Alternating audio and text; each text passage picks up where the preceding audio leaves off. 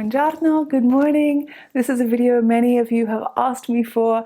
It's just not necessarily just for pregnant women, because this is what I also cook for my husband Guido, who is always trying to sort of lose weight or just get a bit more energy in his day. And so it kind of works for both of us. I cook the same meal for both of us pretty much. So no matter what age you're at, or whether you are pregnant or not ever going to think about pregnancy, hopefully this should still be something that's motivational and just encourages you to eat clean, delicious, and very satisfying home-cooked meals.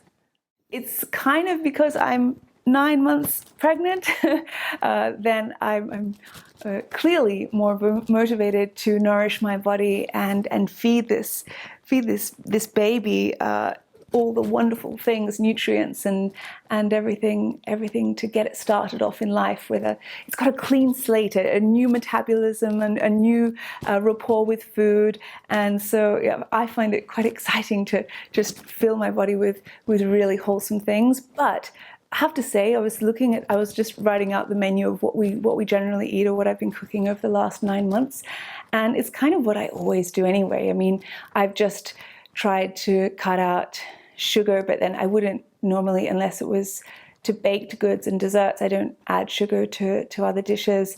We don't eat a high fat diet, really.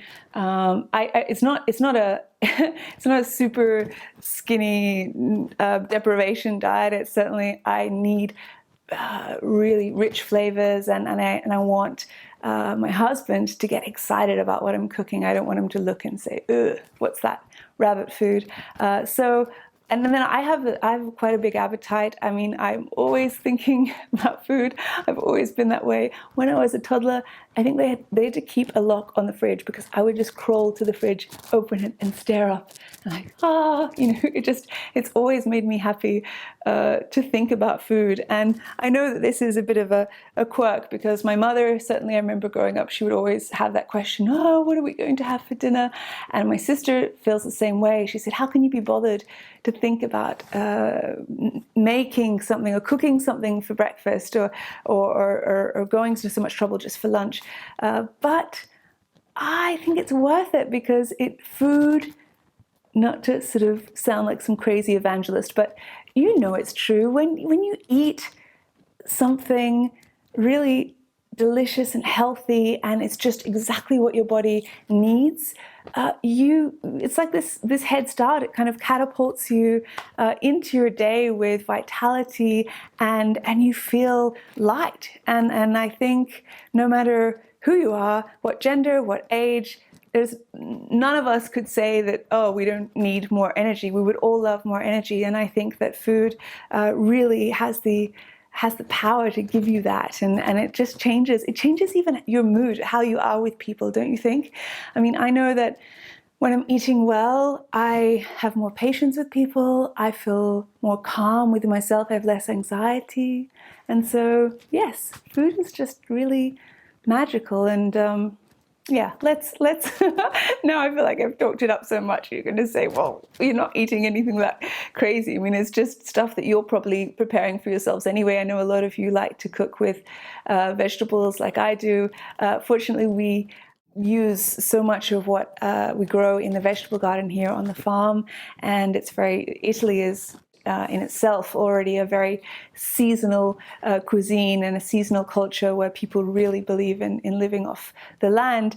Just very excited about eating quite healthy, because it's only 9 months. It's like just such a small amount of time, and I get to give this baby, this child, like the maximum in nourishment, and it feels like such an honor to do that. So, but even if you're not doing it for a baby, even if you're doing it for yourself, I mean, that's still a fairly exciting thing, because you see the effects, you feel the effects days later, or even a month, or your skin starts feeling better, and you start feeling like you can, well, whatever you might have I don't know, I know it's a bit unsavory, but you might have just better bowel movements. You're not constipated, and that changes someone's mood. I mean, when you feel really regular, let's say, it just puts you in a better mood. And that makes sense because you're literally not blocked. So let's begin with colazione, breakfast. As those of you who know me well know, I used to run not every morning, most mornings before breakfast, or I would at least do some sort of exercise, go for a big long walk. And I haven't done that since I haven't exercised before breakfast since I've been pregnant, because I just have very low blood pressure. So I didn't want to, if I was spinning out, if I needed something in my stomach before I exercised. So I find that I need less of a heavy breakfast, whereas before I was having yogurt, fruit, and some homemade muesli. Now I don't need that muesli. I don't need those carbs because I'm not as hungry. Also because as the baby gets higher, or rather, higher, there's less room, and as some women will know, everything's sort of cramped up, all the organs in your stomach and everything. So even though my appetite is still, my eyes are still saying, I want the same portion I'd normally have, I literally can't eat as the same portions that I was consuming before. I always have a natural yogurt, no sugar. You've got to be careful with natural yogurt because a lot of people just see that it's creamy, natural. They have these marketing words on it, and actually a lot of Greek yogurt has cream in it. And so I always check the ingredients to check also that it might be vanilla flavored, and then it's got preservatives and sugar and some yogurt, it's super creamy, but it's not. You don't have to go for the low fat. My sister, who you all know, well, not all of you, but some of you know, is a naturopath and nutritionist, and she'd already done her degree and was in her line of work, and then she went back to university and got another degree in health science, because just to cure her own ailments that no doctors could work out what to do with her, and they couldn't really fix her, and so she wanted to understand her body better herself, and she did that and really focused on the gut and digestion, and so I have such a wonderful resource in her, because we both grew up with my mother, who was always cooking Greek food and with plant-based food really, and always making sure there was protein in every meal. My mother's prerequisites were always there has to be vegetables and there has to be protein. However, my sister has added on top of that, just explaining to me why some foods are more beneficial than others. So that's something I look for with the yogurt, is look out for cream and sugar and flavoring, and you can get a full fat yogurt, my sister says, because it keeps you fuller for longer. There's no need to get the low fat yogurt, but just to make sure there's no sugar. Forgive me also, I'm not here saying I know everything and this is how you should eat. No, I'm just saying this is what works for me, and I feel full of energy, and I feel like it really keeps me feeling clean and vital. But you just use this as a bit of entertainment. I'm not by no means telling you how to eat or that this is going to work for everyone. But with fruit, Shannon, my sister, has said that not all fruits are created equal. It's good, especially in pregnancy, to stay away from those really high sugar fruits, the really sweet fruits. Obviously it's natural sugar, so it's not that bad.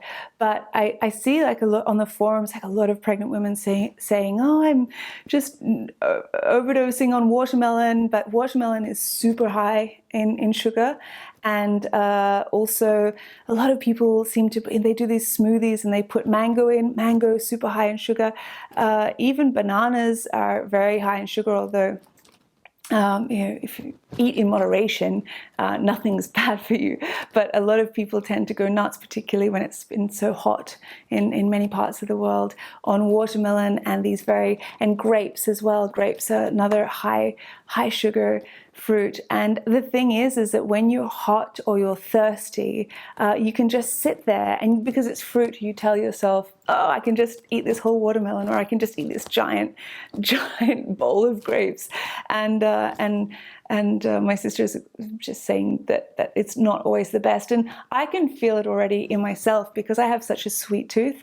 If I start my day, or in fact at any time of the day, if I'm getting accustomed to that sugar spike, even if it's a natural sugar spike, then I form habits very quickly. So my body will just the next day at that exact time expect that spike. And that's what I try to get away from. Like, obviously it doesn't matter so much if you have some natural sugar in your body, but my problem is that then I can't do without it. Then I don't feel like I have energy unless I have that same high level of sweetness. And so my sister says the best one is kiwi fruit, because kiwi fruit, it's still sweet and delicious, but it's just not as high as watermelon or mango or grapes. And even figs. Oh my gosh, because we have these giant fig trees on the farm here, and I've cooked with them and I've made cakes with them, and they're delicious, but they're so sweet. And if I were to have them in my breakfast every morning, it would just be too much. So I've been trying to avoid that and go for kiwi. Sometimes if I've got a big day, then I'll add banana, because I know that the banana will sort of release its energy slowly and it really keeps me going. I tend to have bananas when they're almost black, so that means that they're quite sweet. But other than that, I'll have, what other fruits do I have? I can't remember, but I think, well, it depends what's really what we've got on the property. At the moment, we've got kaki, which is, I think it's kaki in Italian, but it's persimmons in English, and they're full of antioxidants. They are very sweet as well, so just we have a little bit of those. So I have my natural yogurt, kiwi fruit, some other fruit, like 2 types of fruit, and then I will have nuts and seeds. With the nuts, I try to stay away from cashews, peanuts, pecans. They're all super high in fat and not as good for you as walnuts and almonds, and pumpkin seeds and sunflower seeds. So I try to also to get in there a little bit of protein in the nuts, and just to add a little bit of crunch.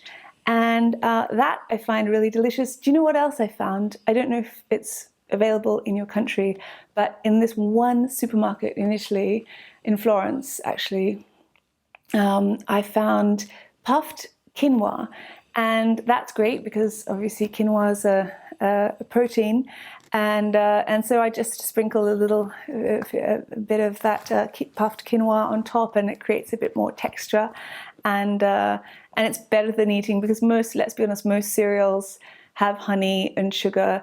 And then also just, I don't need, sometimes you can just feel like you need to eat more for breakfast, but you don't really need that much. Well, in my case, because I'm pregnant, I'm not going to be doing crazy amounts of exercise that will leave me ravenous by breakfast time. I have already spoken about how I don't have any caffeine. And again, this is just me because I know what caffeine does to my body, so I can only assume that it could have a similar effect on the baby. I know that if I have a coffee in the morning, it can stay with me all night until midnight. So probably it's not like that for you, so it's fine. But then again, there are a lot of studies that link coffee or caffeine with anxiety and even miscarriage during pregnancy. And I just thought, if there's anything I can do to eliminate anxiety and of course miscarriage, which happens to so many women, then it's not such a big sacrifice to cut out coffee.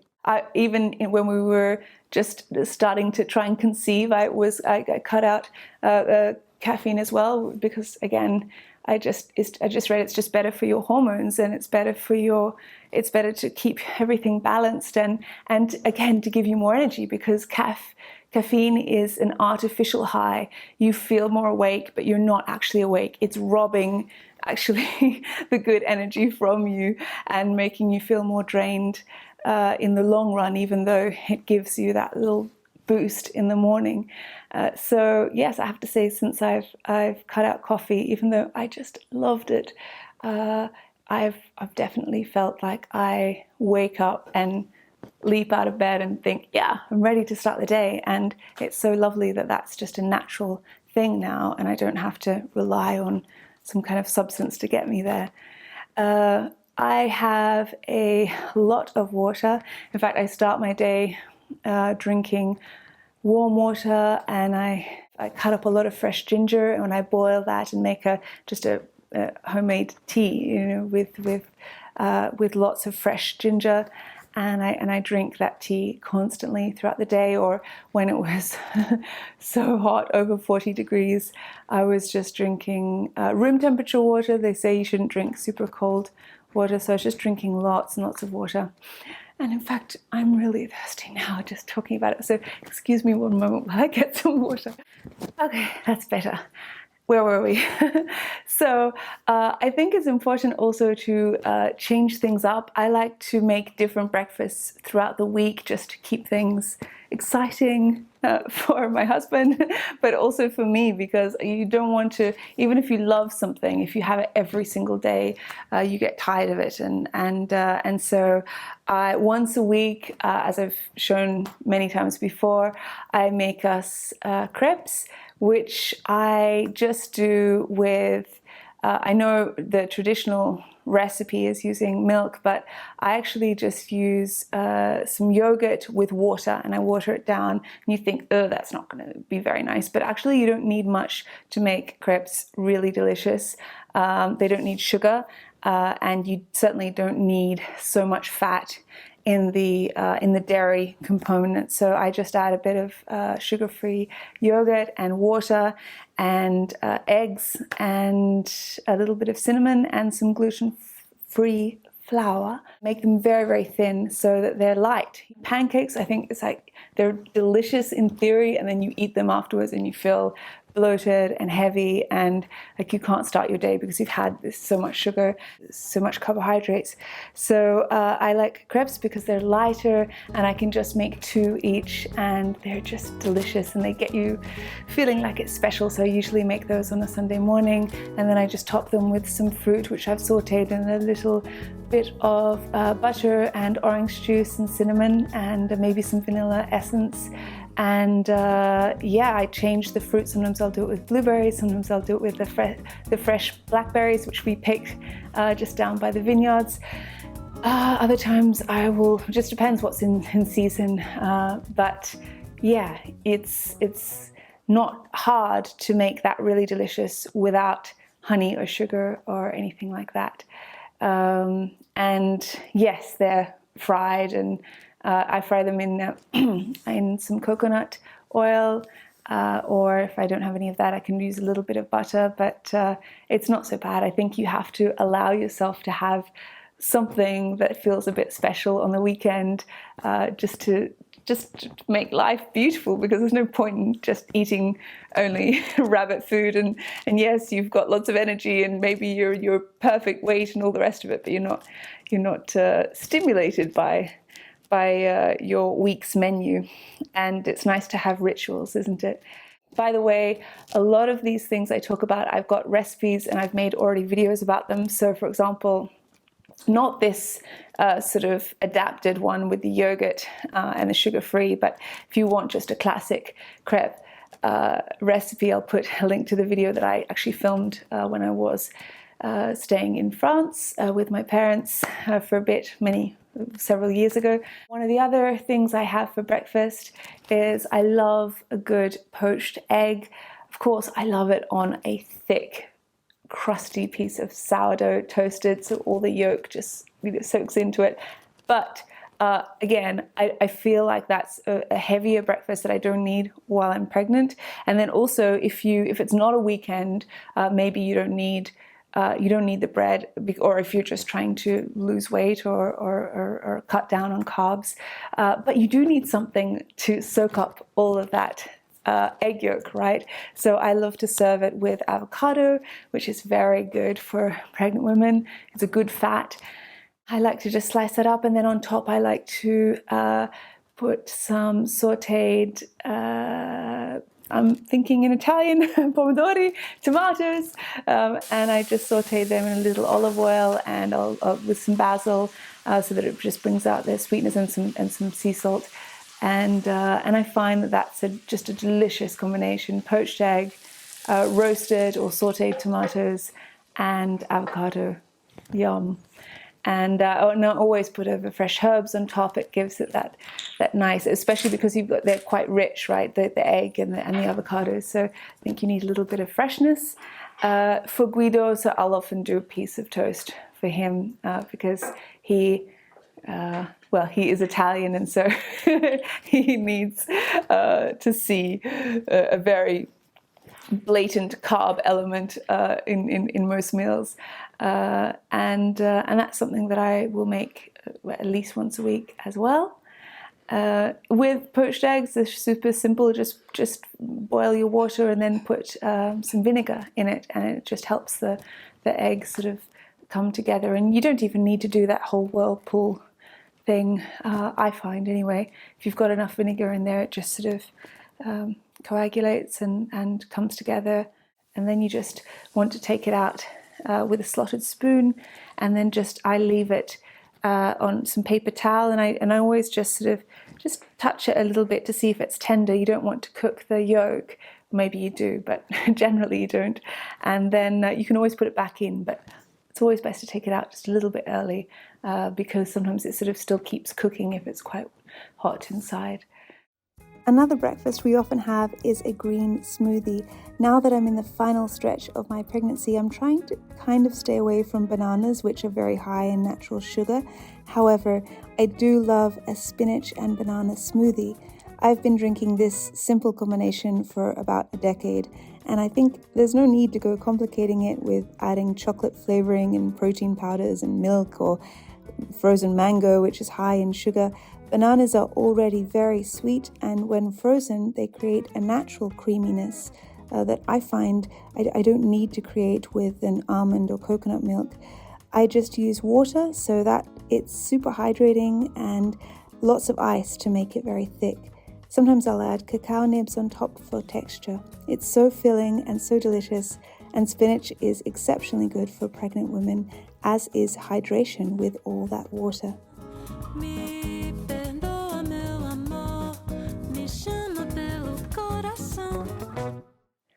Lunch is very important. I feel like lunch shouldn't make you feel like you're going to pass out in a food coma, because you've still got work to do in the afternoon. But you want it to be something that still has a lot of flavor, so that you're not just, so that when you're sort of working or running after children or doing whatever you're doing mid-morning, you can look forward to something. If I have friends over, particularly if they're vegan or vegetarian or just on a bit of a health kick, I'll do these chickpea and vegetable fritters or patties. I grate onion and zucchini and carrot so that it all binds really well. You won't sort of get that nice texture that combines together if you just chop them. You need to grate them. And then I fry them all in a pan to get rid of the excess liquid and give the vegetables lots of flavor.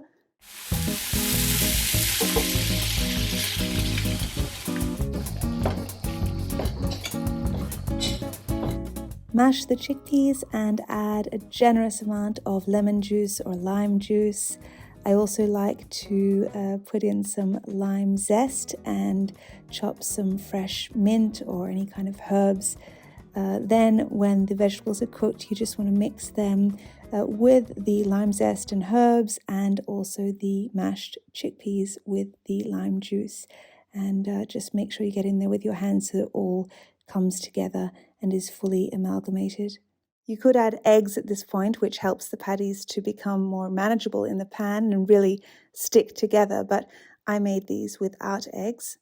Then I coat them in chickpea flour, which generally I don't use because it's a bit stodgy, but in this case it's perfect to create a nice dry outer edge.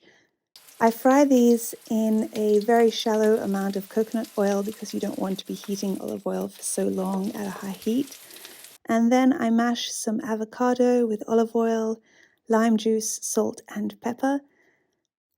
And then I make another little sauce with natural yogurt, some tahini, salt, pepper, some honey, freshly chopped mint, and some more lime zest. I chop and roast some sweet potato and serve these as a side of delicious crispy roasted wedges. And then I layer the guacamole with the fritters, and obviously being pregnant I can't eat raw salmon, but it does go very well on top.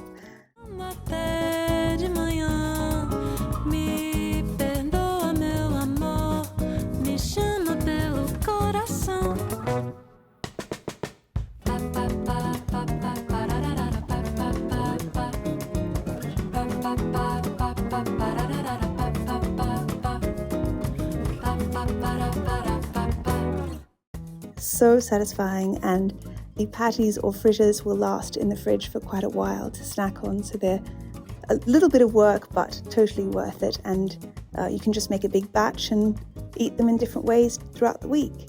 It's true, I do love a salad, so you may not look forward to salads, but there are ways that you can make your salads feel really appealing, and a lot of you always comment, you say, oh, your salads look so yummy, and they are. Guido really loves them. He never complains if I say we're having salad. He doesn't groan or anything. He says, delicious, because salads are, really can be quite tasty. But I'm very particular about how a salad is. I mean, when I order salads in restaurants, and sometimes I just think, this is perhaps not if you're somewhere, I don't know, like New York or LA or Sydney, that does salads in a very fancy way, but a lot of salads, if you get them, even initially, actually, if you just get a basic salad, it's just a bit sad.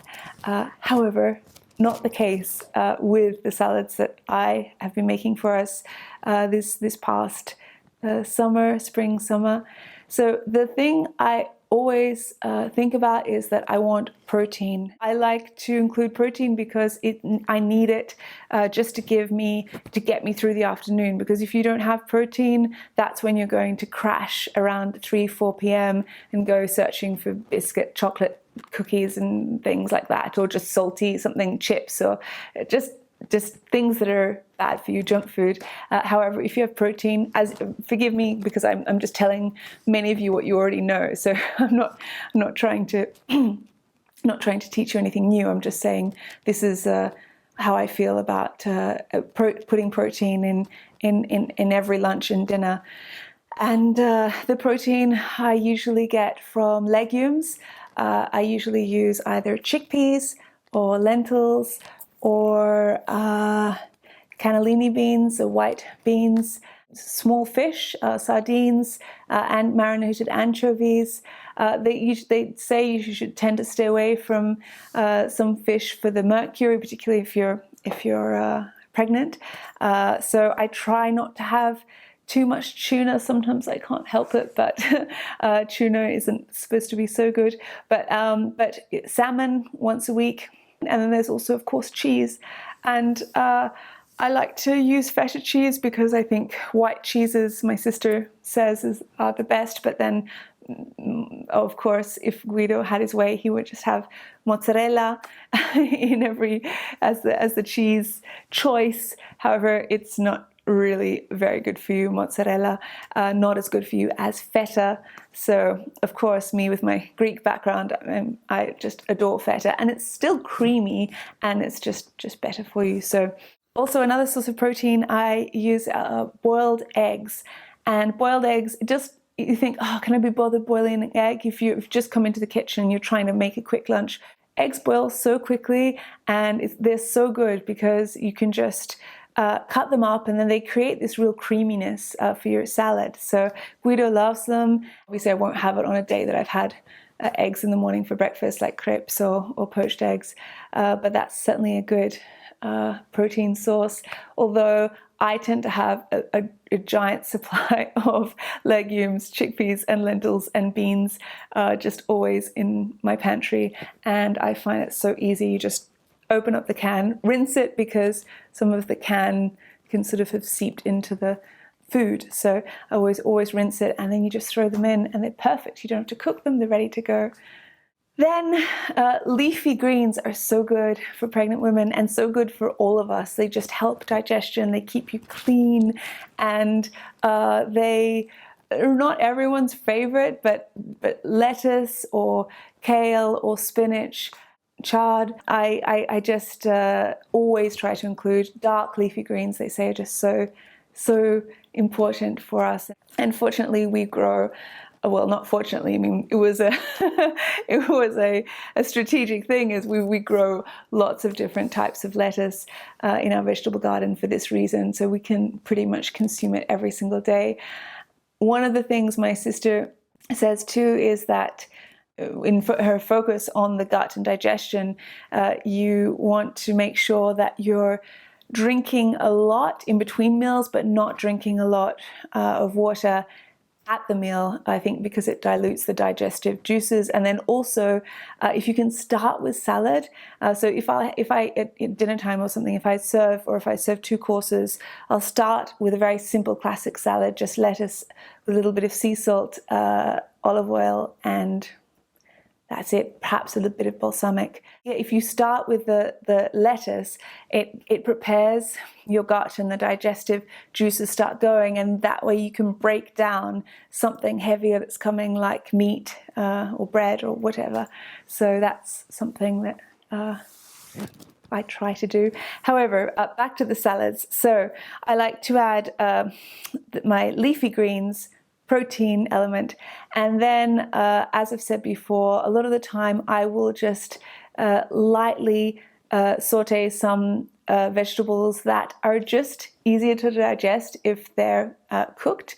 So for example, raw onion I can't really digest so well, and it's just sweeter and more delicious and soft and full of flavor when you just fry it in the pan with a little bit of olive oil. So I'll often do that. Or capsicum as well. Capsicum can be, Guido finds that hard to digest raw, so I'll often just fry those up together. And then garlic as well. I mean, raw garlic, I'm not really so good at I just don't enjoy the experience of it, and I find that when you're just frying it up or roasting it, it becomes sweet and a lot more palatable, a lot more digestible, and you don't have to worry about garlic breath either. So that's something. Then I like to add a fat in, which comes from either feta cheese or avocado. I've been trying to eat a lot of avocados because they're just so good for, it's a good fat to have for the pregnancy. So in terms of raw food, I always put actually cucumbers, because we grow so many of them every day. There's another dozen cucumbers, and they're so crisp and delicious and so healthy for you. So I always put cucumber in our salads, and I chop up raw carrot, which we both really love, and it's very fresh and sweet. For saltiness, I almost always add black Kalamata olives, which I find are just the best. They're lovely and soft and flavorful. Sometimes I add capers, and occasionally I will use sun-dried tomatoes. With the dressing, so many people do use a dressing with mayonnaise or honey, but I try to avoid that, because I think if you're using just lovely fresh vegetables, you shouldn't really need that much. And if you've got the creaminess from avocado or chickpeas or something, you shouldn't need so much creaminess to come from the dressing. And I mean, the dressings I do for us are really simple. I'll just do some olive oil and a little bit of salt and maybe some lemon juice or something. Sometimes I do add balsamic because that just gives it that nice sweetness and acidity, but not too much, because it is very because it has got a lot of sugar, and it's just not so good for pregnant women, especially these days. So many pregnant women get diagnosed with gestational diabetes partway through. Sometimes I will, just in a little cup, I'll mix up some olive oil, some lemon juice, mustard, and just a spoonful of natural yogurt and some salt, and that just makes a bit of a different dressing if we don't want to just go for the classic. As you know, I love hummus. I'll put a link to the video that I made on my homemade hummus. I have to say though, in that recipe I put tahini because it's customary in the original recipe to put tahini, but I don't have tahini on hand most of the time, so I will just blend lemon juice, olive oil, salt, pepper, and chickpeas. Is that all? Yeah, and then I just sometimes I put a little bit of chili flakes through it, or aceto, vinegar. And that just comes together super quickly. And then I chop up raw vegetables, maybe boil some eggs, and we really love that, particularly when it's very hot, or you just want to kind of snack on something. But to be honest, it's quite a filling lunch because the chickpeas are really substantial, and once you're having all of those vegetables, if you chop them all up and make them look appetizing, then it's kind of, I find a lunch that we look forward to rather than something that you say, oh, let's have this because it's healthy. One of my favorite simple dishes in warm or cozy weather is a vegetable frittata. The key, I find, is to roast your onions, garlic, and other vegetables first. While they're cooking, whisk your eggs with salt and pepper and fresh or dried herbs. And then when the onions and any other vegetables like pumpkin or peppers or fennel are soft and sweet and roasted, I then arrange spinach or chicory or kale or some kind of dark leafy green around the dish. I use quite a lot because I really want it to be very nutritious. Here I'm using cooked chicory from the night before, but you can put any of these greens in raw. Arrange some feta cheese evenly and then pour over the eggs. And then if you want, you could also put a little mozzarella on top just to make the top go golden and crispy.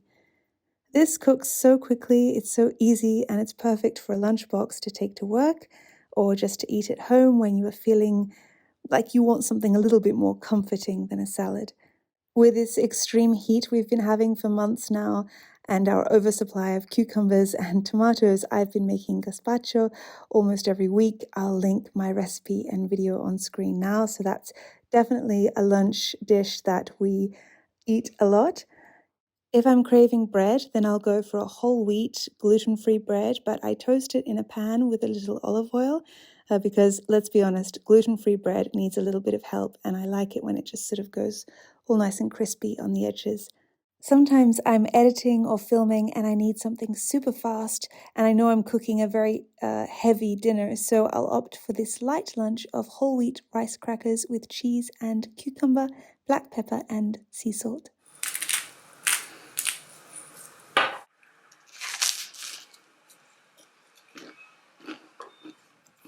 Thank you so much for watching. Thank you for liking and subscribing, and thank you also to my patrons who support this channel. If you enjoyed this, I can also do a similar style of video for what I cook for healthy dinners. If you'd be interested in that, please just let me know in the comments. I haven't been able to respond to all your lovely comments and emails and messages, just being super encouraging about this upcoming birth, but I truly appreciate it. I'm just trying to keep the time that I'm in front of my computer or on my phone to a minimum so that I can rest and get prepared and excited for this very special time. But thank you so much, and I shall see you next Friday. Alla prossima! Unless, of course, I'm giving birth, in which case I won't see you, but I shall perhaps let you know on Instagram or something like that, just so you are up to date. But I wish you a beautiful weekend, and thanks again.